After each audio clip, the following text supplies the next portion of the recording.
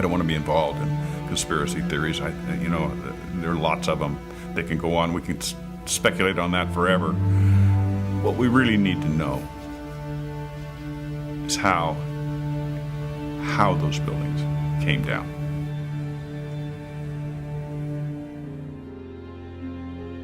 My husband Steve was 48 years old when he was killed on September 11th, 2001. He was in the North Tower on the 104th floor. There are so many unanswered questions, and that's scary to me. We never had answers. Nobody ever stopped to have a scientific investigation. A scientific investigation. A scientific investigation. Tribute lights in the New York skyline. An annual memorial to the lives lost on 9/11.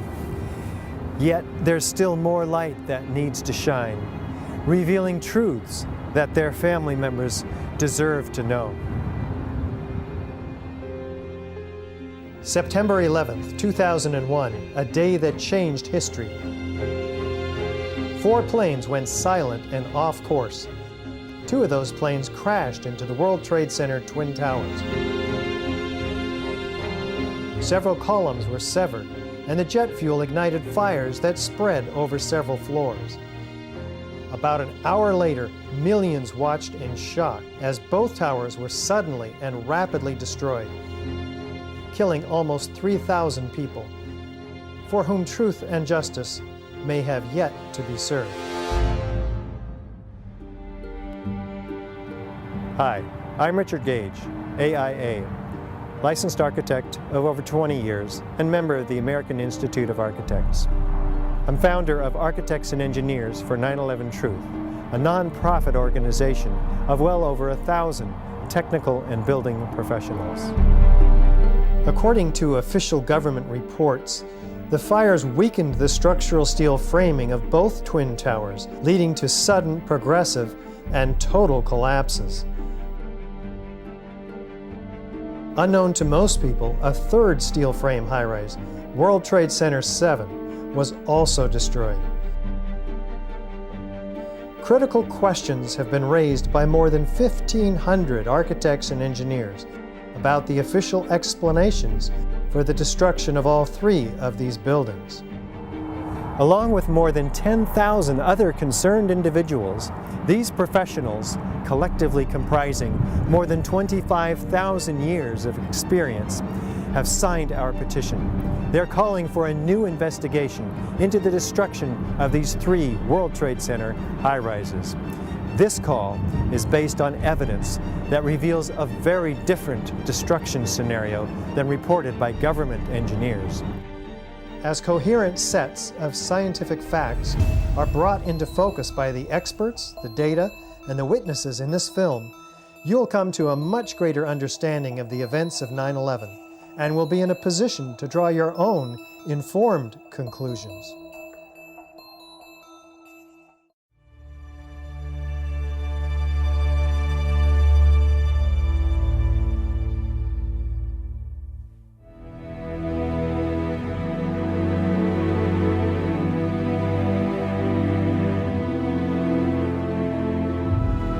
The new World Trade Center Building 7 looms above the site of its original.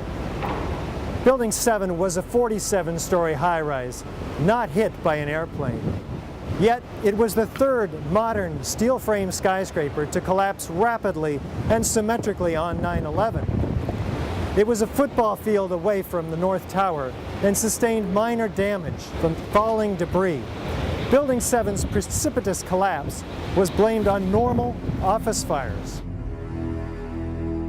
I'm Steve Barish, founder and president of Barish Architects and Associates, Inc., a 33-year-old architecture planning and engineering firm. One of the things that really interested me is how quickly the Tower 7 fell.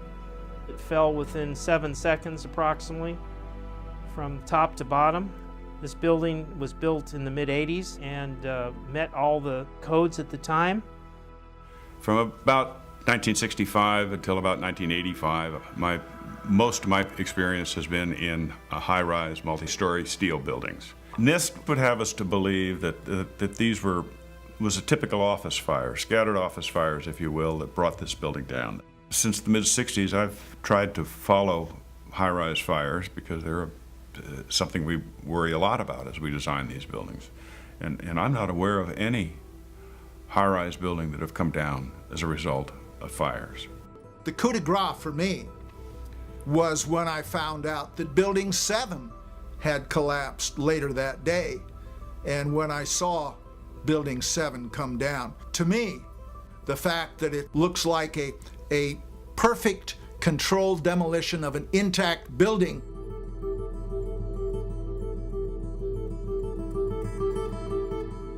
I mean, that's what I call a smoking gun.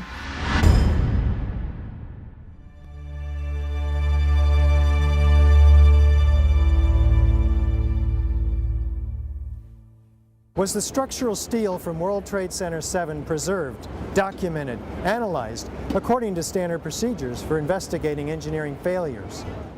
400 truckloads per day of material were taken away from the World Trade Center site and sent to China for recycling. There were laws violated in the destruction of that evidence. And for the American Society of Civil Engineers to ignore those events is extremely disturbing and is a violation, in my opinion, of their professional code of ethics. It was contrary to the way all investigations are done. If an airplane crashes, they seal off the entire area, nobody touches anything, they move it to a secure location, and they reconstruct an aircraft. Normally, when you have a structural failure, you carefully go through the debris field, looking at each item, photographing every beam as it collapsed and every column where it is in the ground, and you pick them up very carefully and you look at each element. We were unable to do that in the case of Tower 7. You can't do science when you are deprived of the evidence and when your hypothesis is the least valid instead of the most likely. When the most likely hypothesis in the case of Building 7 wasn't even mentioned. This is not science. It's trying to prove preconceived ideas.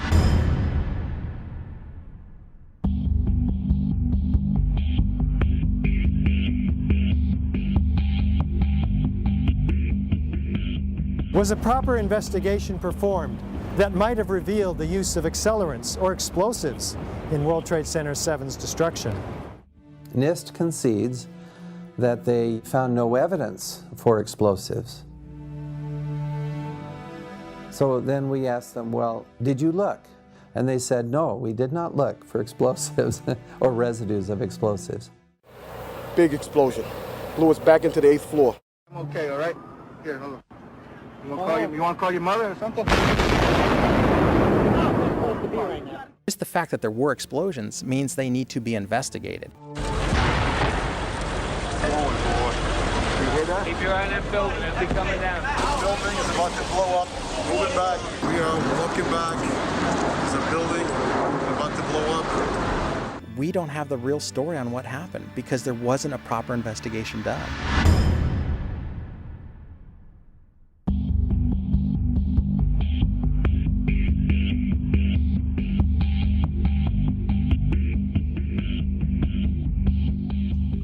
World Trade Center 7 collapsed because of fires fueled by office furnishings. It did not collapse from explosives or from fuel oil fires. As reported by the New York Times, engineers were baffled by the collapse of Building 7.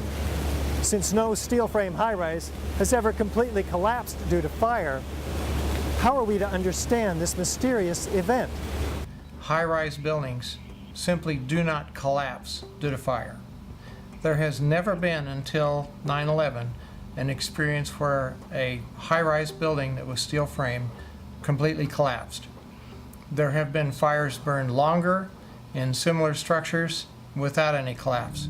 This claims the fires were very large, very hot, and long-lasting, when in reality, observation, which has been researched by many people, shows these fires did not last very long. They were not in the locations where NIST claims they were at given times. I'm a fellow of the American Institute of Architects. For the 40-plus years that I've been practicing architecture, I've designed a variety of buildings from small houses to high-rise office buildings. Some of the high-rises that I've worked on are 1 shell and 2 shell here in Houston. I was project manager for a 22-story office building in Akron, Ohio. Later in the day, when World Trade Center 7 collapsed, they had already showed us pictures of a few fires in that building, and I mean, they weren't even raging. And how could that cause a building to collapse as if it were imploded? Couldn't happen.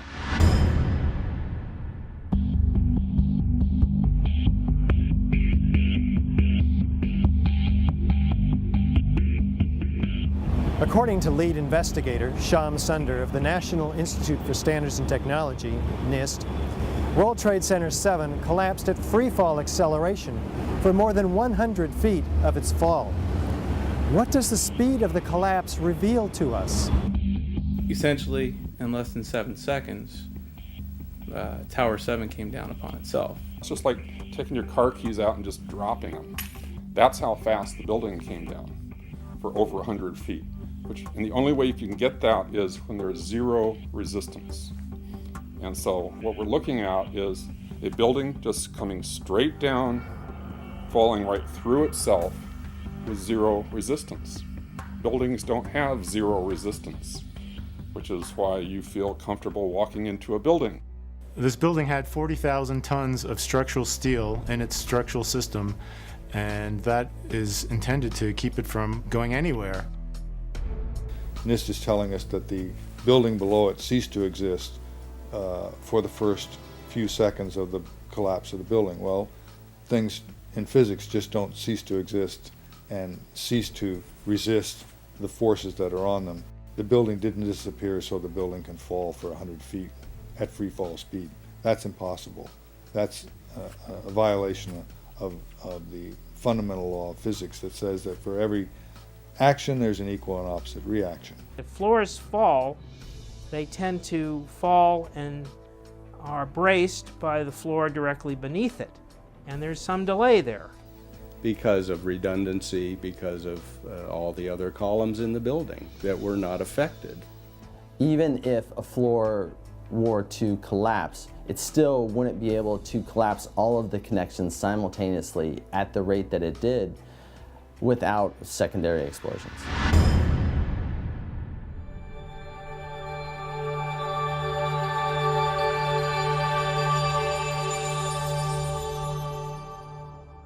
We might anticipate that an unevenly damaged building would fall over. Yet, videos of the collapse of Building 7 show a fairly symmetrical fall. How do we make sense of this? If the buildings had come down by fire, we would have seen a more natural progression of collapse. And clearly a more asymmetrical pattern should have been present. The symmetry is the smoking gun. It cannot happen that when you have asymmetric damage, you will get a perfectly symmetrical collapse. The exterior columns on the outside as well as on the inside at the bottom would have to be severed almost at the same time. I worked for Controlled Demolition Incorporated, CDI, the top-rated explosives demolition firm in the world. What I saw, it was a classic implosion. The center of the core, the penthouse area, starts to move first, and then the building follows along with it. That's another indicator that this NIST report is very suspect. When it's all finished, the outside walls are piled one on top of the other right in the middle of the building. Just like a house of cards if it were coming down. According to NIST, the failure occurred at column 79 on level 12. This means basically they're talking about a single columnar collapse or failure that resulted in a total collapse of the building. That just does not make any sense.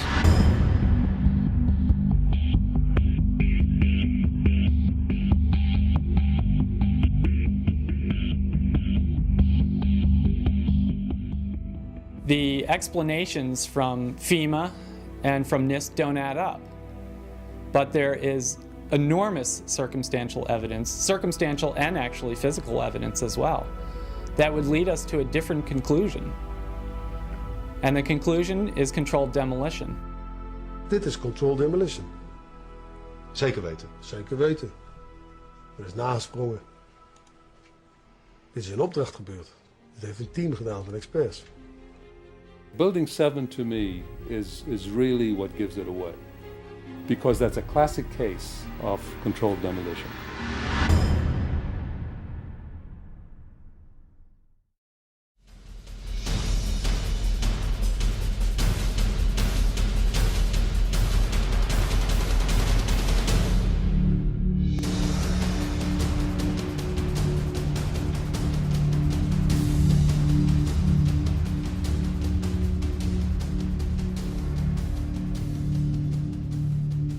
This is the original site of the World Trade Center Twin Towers.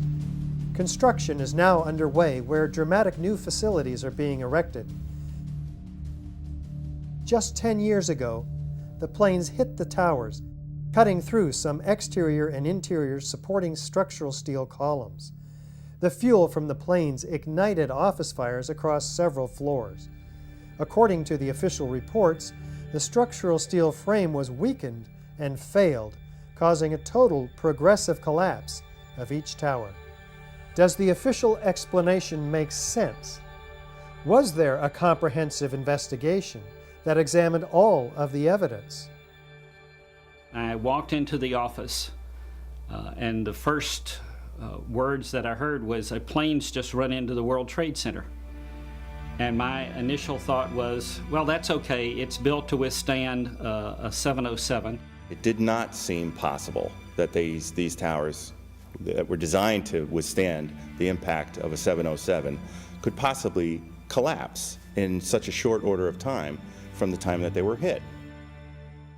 The majority of the jet fuel was burnt up instantly in the big fireball, and it was gone. The fires that were left were office furnishings and carpet and things like that. A lot of things in these kind of buildings have to be fire resistant by nature. It's required by code. So there really isn't a whole lot of fuel in there to begin with. The media portrayed these fires as being extremely hot, but the fires were not that hot in World Trade Center 1 and 2. If you look at the NIST zone data, you could see this. And to use our own powers of observation, you could tell by seeing these fires and seeing black smoke come out the windows. That means that the fires were oxygen starved, and it was incomplete combustion. And so it was a low temperature fire. The heat from the fire supposedly softened the steel and thereby brought the buildings down. If you have a flame at 750 degrees, you can hold that flame under a steel beam forever, and you'll never reach a high enough temperature to bend steel, let alone melt it. So immediately I knew at that point that the official explanation was dead wrong.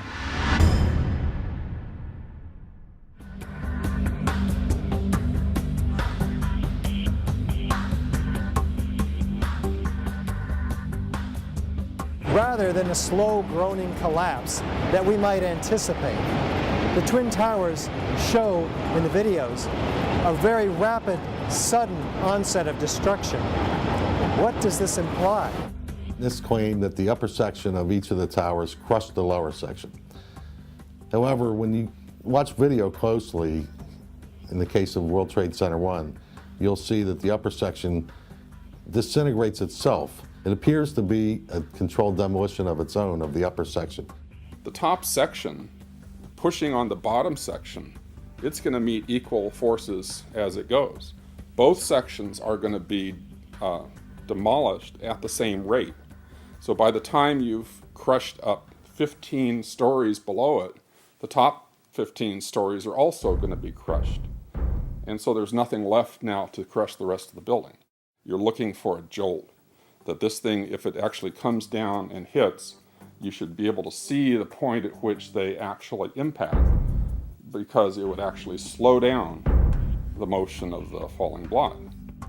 Before the tower started collapsing from the top, the antennas started to fall.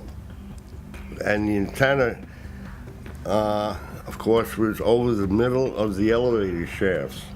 I'm very familiar with the interior structure that surrounded the elevator shafts and the accessibility which the elevator companies had 24/7.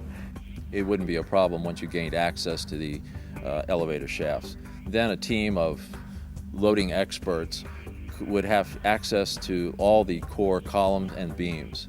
The rest could be accomplished at that point by just the right kind of explosives for the job at hand. The only way that I can see that the towers could have collapsed is that the interior columns were compromised.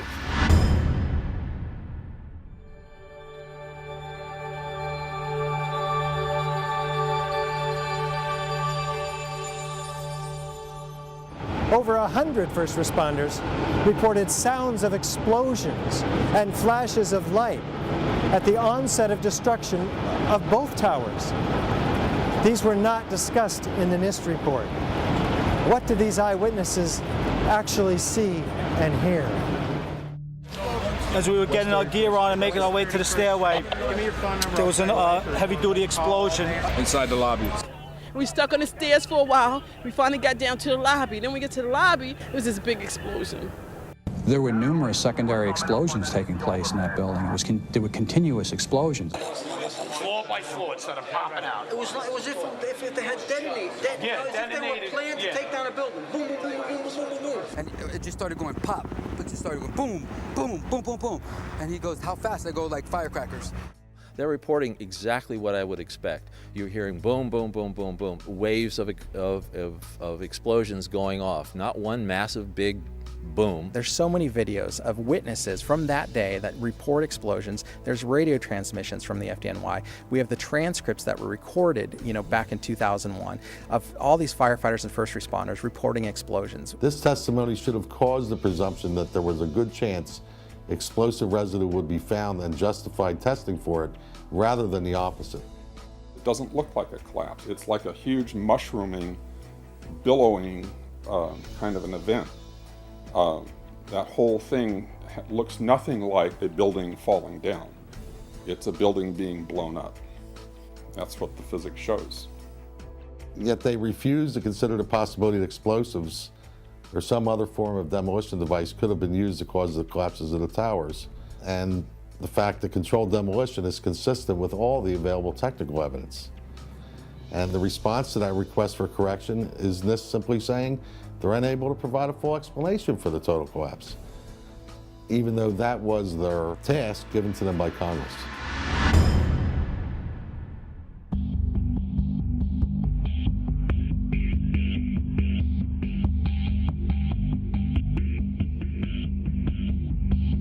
FEMA documents a 1,200-foot diameter debris field around each tower. Videos show multi-ton steel sections of hundreds of individual steel pieces ejecting out of the towers at 60 miles an hour for a distance of 600 feet. They also show clouds of debris pulverized in mid-air and isolated explosive ejections as many as 60 stories below the so-called crush zone. Videos also show the near total destruction of both towers. What does all this tell us about the forces and energies involved in the destruction? Large, multi-ton beams were hurled hundreds of yards laterally. Gravity works vertically, not laterally.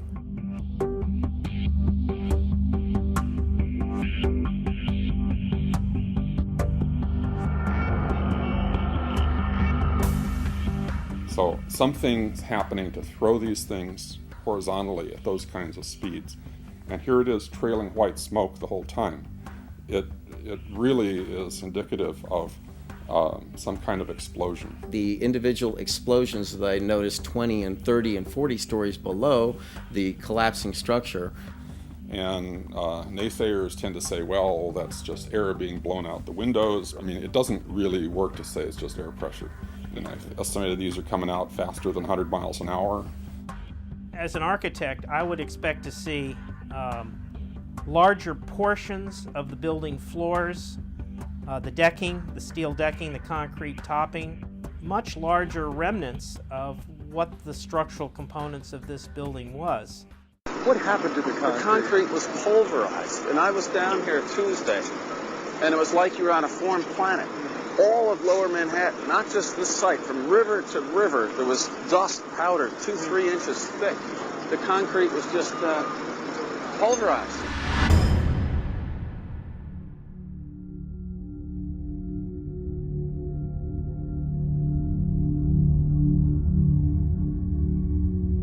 In its report on World Trade Center 7, which came out in May of 2002, FEMA documents in Appendix C steel that has been melted and even partially evaporated, resembling Swiss cheese. What are we to make of this? I'd like to know why NIST excluded the evidence of melting steel. Why is this not included? Why is this forensic evidence not being included in the report?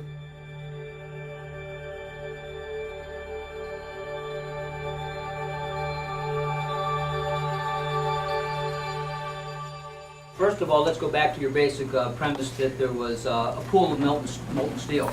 I know of absolutely nobody, and no eyewitness who said so, nobody who's produced it.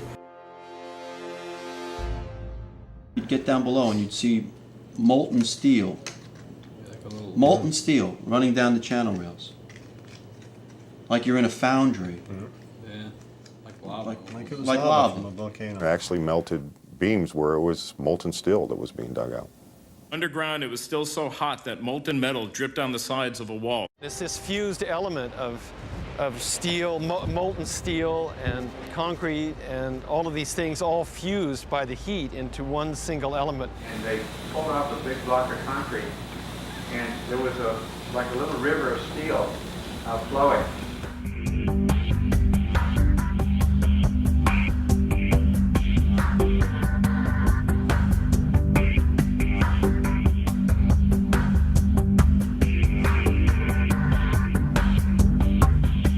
Many witnesses, firemen, and lots of people described the flowing molten metal, iron or steel, at extremely hot temperatures. And John Gross categorically denied their observations, so that because their observations don't fit his preconceived notion, he not only ignored evidence, he denied evidence.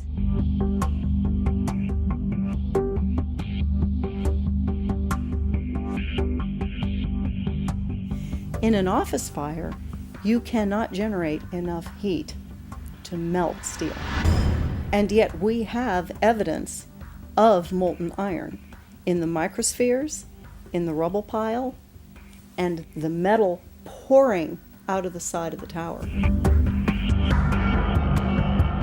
So what is this molten metal? It's a direct evidence for the use of thermite. An incendiary used by the military, thermite is a compound of iron oxide and aluminum, which when ignited sustains an extreme heat reaction, creating molten iron. In just 2 seconds, thermite can reach temperatures over 4,500 degrees Fahrenheit, quite enough to liquefy steel. We know that open-air fires cannot burn hot enough to melt steel, but metal had melted at the base of the towers. I found a pore in the steel that had pure sulfur. There's a government theory that calcium sulfate from gypsum boards was the source of sulfur, and that's wrong. Calcium sulfate cannot undergo any kind of a chemical reaction that produces the element sulfur, and we're not dealing with any kind of compound of sulfur. When we're talking about sulfidation, we're dealing with the element sulfur. There's a version of thermite called thermate, which has sulfur in the thermate, and what the sulfur does is it's sort of like salt on ice. And it just basically makes the steel melt at a lower temperature. And if you do a search on Google for thermite and building demolition, you can find devices that have been fabricated and invented that use thermite for building demolitions. In the case of thermite cutting charges, you would have heard far less noise, since they are worked by thermal heating, melting of the steel, rather than an explosive cutting as in RDX charges. Overflights had detected with infrared camera 1400 degree Fahrenheit hotspots on the surface of ground zero. And that being there for a week, indicates that there was something very hot going on below the surface. So thermite would also explain potentially the fact that the fires could not be put out at ground zero.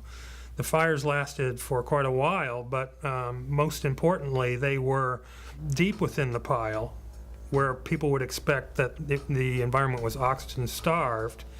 And thermite could explain this because it has its own oxidant within. It's actually the metallic oxide that provides the oxidant to allow the incendiary thermite reaction to occur, even underwater.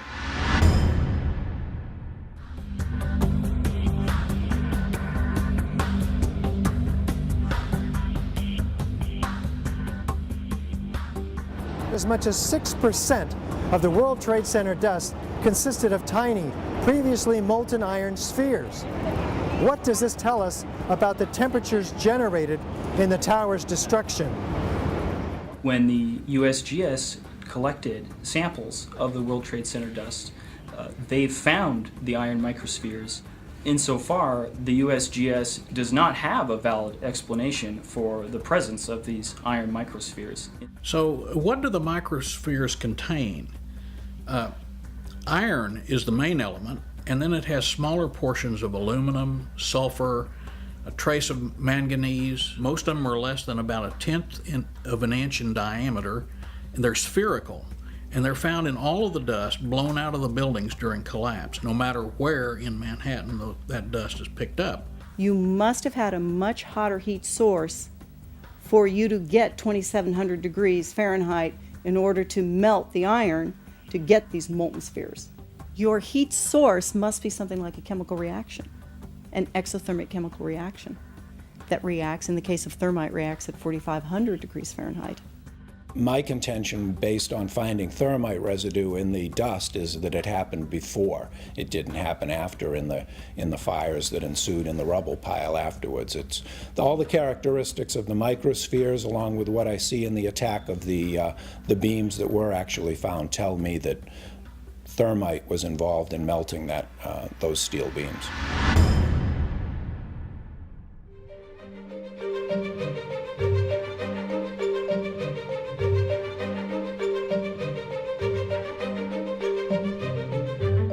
Out of the ashes of the World Trade Center devastation rises the Freedom Tower, whose foundation, however, is shrouded in question. For example, in the World Trade Center dust, an international team of scientists find an advanced form of highly energetic nanothermite composites. What is it, and where does it come from? In the dust, we found what we characterize as unreacted thermitic material in the shape of some very tiny red-gray chips. And in the reaction they produce molten iron, which is the prime indication of a thermitic reaction. And such a reaction can be used to destroy steel structures. What we have found is a modern version of thermite, which we call nanothermite, which is produced in a different way. It is not just two powders being mixed. The material is actually built from the atom scale up. We call it the bottom-up procedure, which is what you do in nanotechnology. The ingredients are much smaller, which means they're reacting faster and they're more easily ignited. The primary elements in the red material are aluminum, iron oxide, as well as silicon and carbon. The iron oxide appears in faceted grains, approximately 100 nanometers across. The aluminum appears in thin platelets, about 40 nanometers thick. This is discussed in our paper in the Open Chemical Physics Journal, published in April of 2009. But so far, none of these papers have been refuted in the literature, the scientific literature. So that means they are unchallenged in the scientific sense. They stand as an indictment, really, of the official story of 9/11. We also took paint that came off of the WTC steel and looked at that in the SEM and did a compositional analysis of that and found that it was not similar to the red-gray chip or the red layer of the red-gray chips. This cannot be paint. Paint does not have these exotic properties. It's impossible. This is material that is of military use that really shouldn't be there.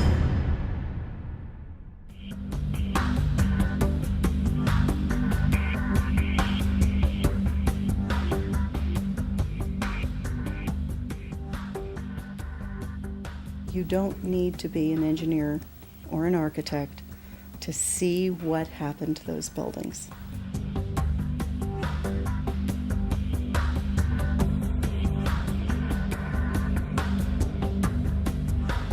Any honest investigator would be looking at this and looking for explosives and so forth.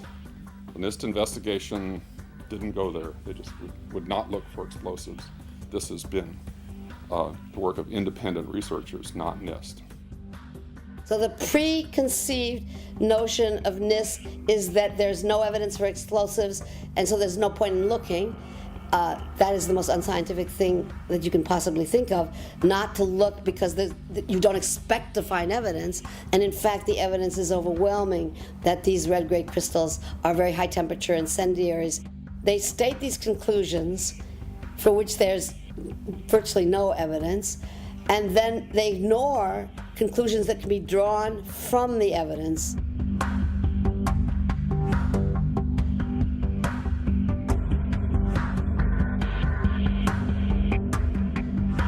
The only way that a building can accelerate as it collapses is by having pre-engineered, precisely timed, and precisely placed explosives.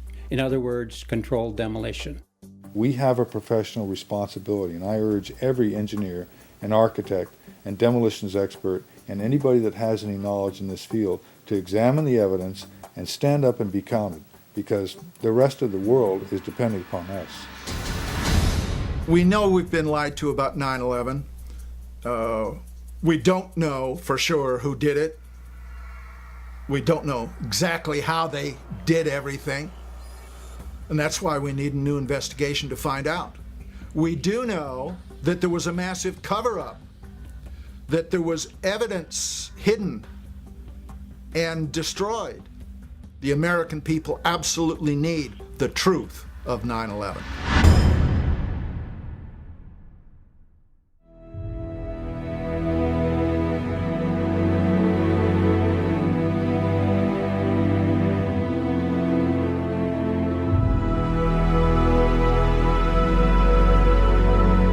Some kind of consciousness raising on my part before I was willing to look at the possibilities.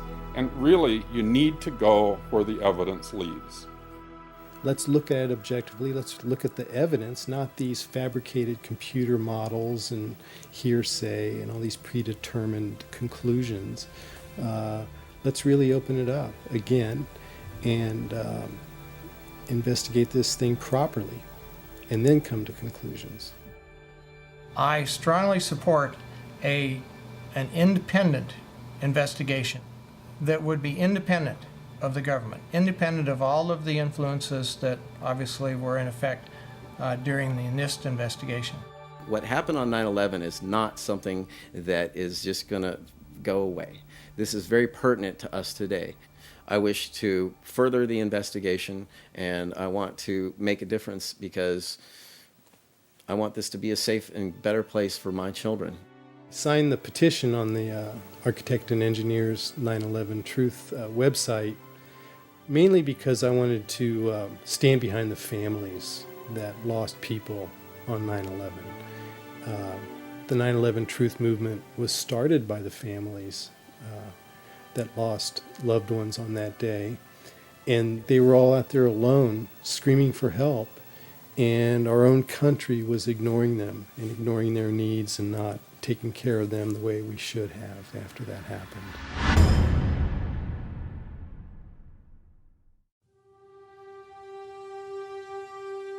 Most of us who have lived with the events of 9/11 have, as a result, experienced some kind of trauma.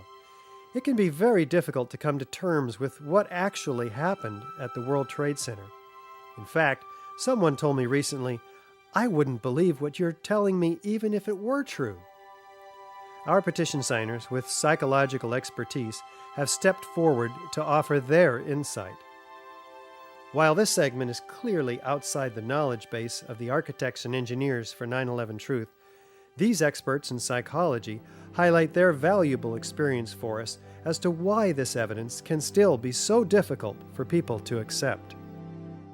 As we know, the horrors of what happened on 9/11 were televised all over the world, and they were televised, in fact, live. We witnessed the deaths of almost 3,000 of our fellow Americans. We know this had a very severe and traumatic impact on a large majority of the population. At this point, we have 9 years of hard scientific evidence that disproves the government theory about what happened on September 11th, and yet people continue to be either oblivious to the fact that this information exists or completely resistant to looking at this information. So the question becomes why? Why is it that people have so much trouble hearing this information? From my work, I think we would be remiss not to look at the impact of trauma. Many people respond to these truths in a very deep way. Some have a visceral reaction like they've been punched in the stomach. To begin to accept the possibility that the government was involved is like opening Pandora's box. If you open the lid and peek in a little bit, it's going to challenge some of your fundamental beliefs about the world. If we can think of our worldview as being sort of our mental and emotional home, I think all of us will do just about anything to defend our homes, to defend our families. And so I see that with people, and I saw that with myself when my brother tried to talk with me about it, of don't mess with me, don't mess with my home, don't mess with my comfort with how things are. About a week later, I read a lengthy article by Professor Griffin about why he believes the official account of 9/11 cannot be true.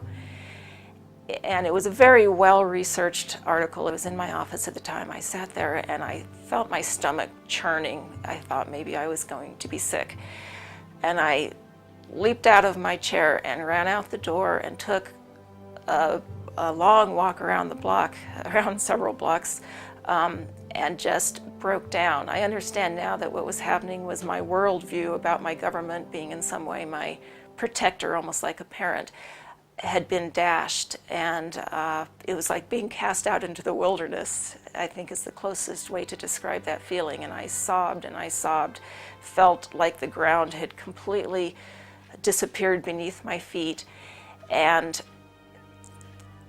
I knew at some point during the walk that I knew that I was going to have to become active in educating other people about this, that for me to retain any sense of integrity, I was going to have to take some action. I couldn't just let something like this go.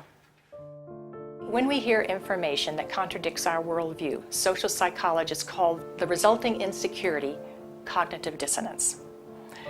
For example, with 9/11, we have one cognition, which is what the official story of 9/11, what our government told us, what our media repeated to us over and over, that 19 Muslims attacked us.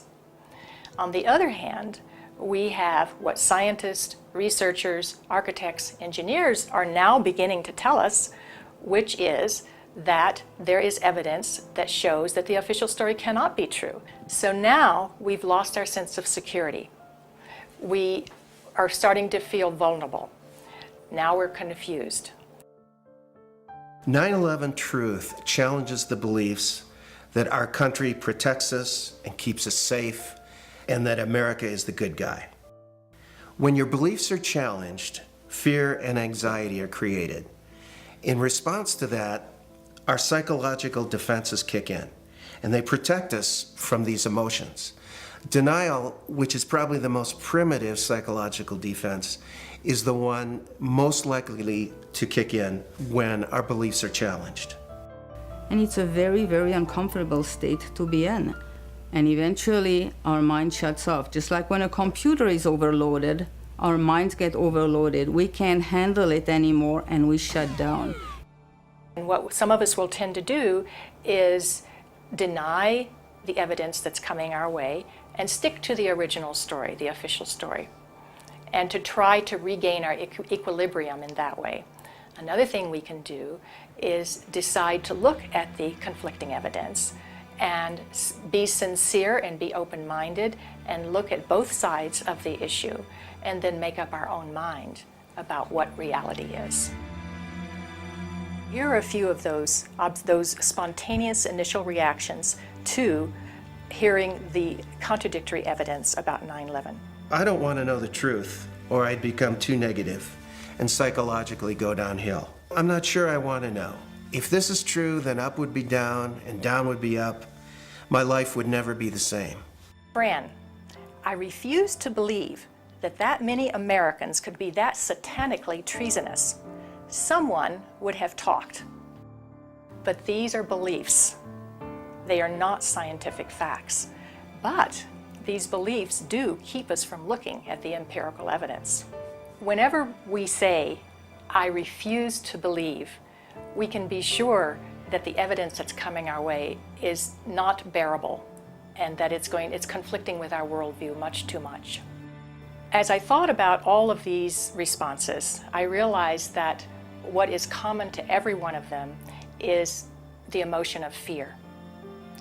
People are afraid of being ostracized, they're afraid of being alienated, they're afraid of being shunned, they're afraid of their lives being inconvenienced, they'd have to change their lives, they're afraid of being confused, they're afraid of psychological deterioration, they're afraid of feeling helpless and vulnerable. And they're afraid that they won't be able to handle the feelings that are coming up. None of us want to feel helpless and vulnerable.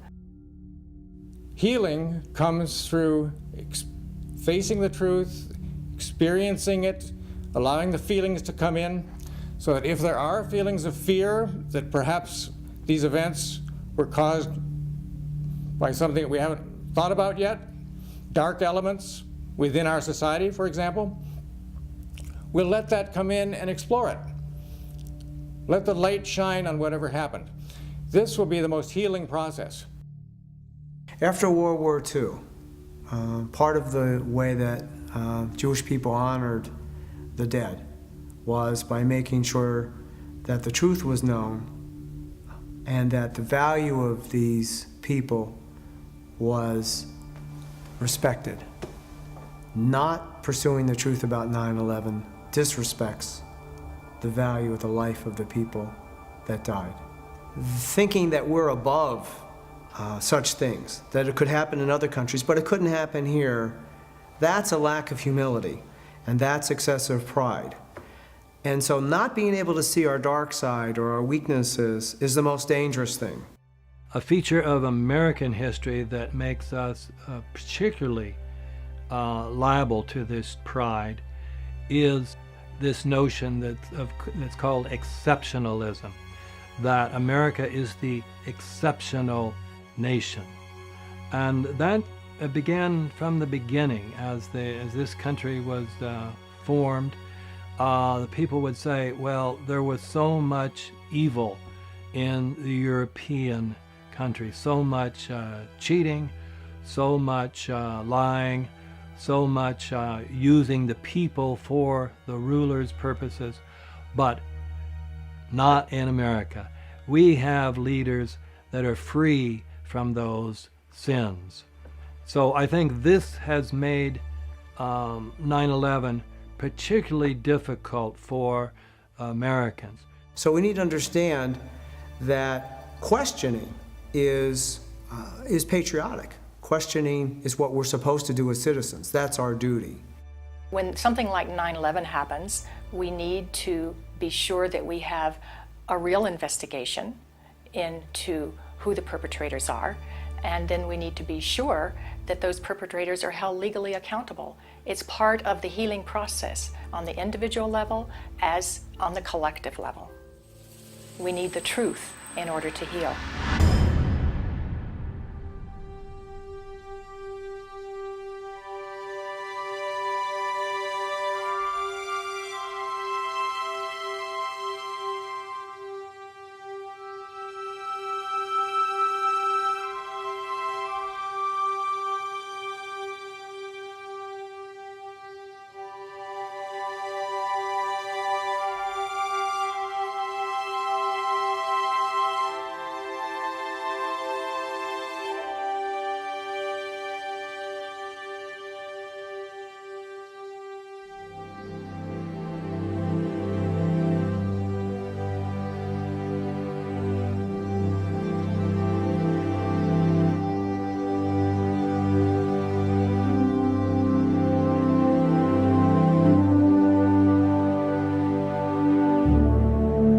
My name is Bob McIlvaine.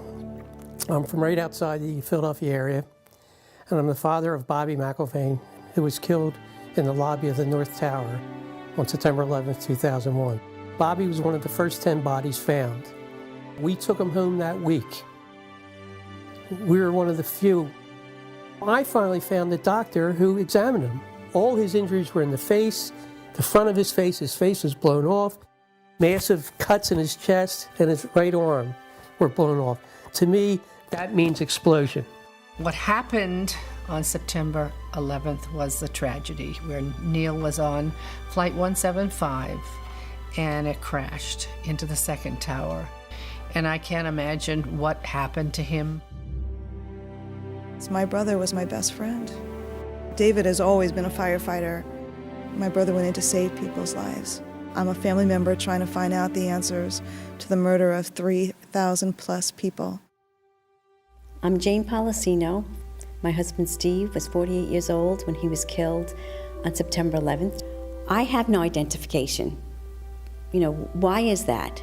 It seems to me we should know why over 1,000 victims there are no trace for, and no identification, no trace of over 1,000 victims. Just a few years ago, they were still finding body parts on the roofs of buildings. What is that? We should know why there are over 700 bone fragments found on the top of Deutsche Bank building less than a half an inch long. We should have that information. Why were they up there? Why weren't they found? What kind of explosion was there? And the explosions were brought up many a times, talking to firemen, talking to medics, talking to everyone. Everybody talked about these explosions. I want the officials that are in power to ask the questions. I want answers. Please look at architects and engineers. People all around the world, scientists all around the world are questioning this. When you bring science into the equation, that's so important because you can't argue against science. And there's some deep, deep explaining to do. The bottom line is that it needs to be investigated properly. We will never heal. This country will never, ever, ever forget that day. We have to demand a new investigation. I want justice here.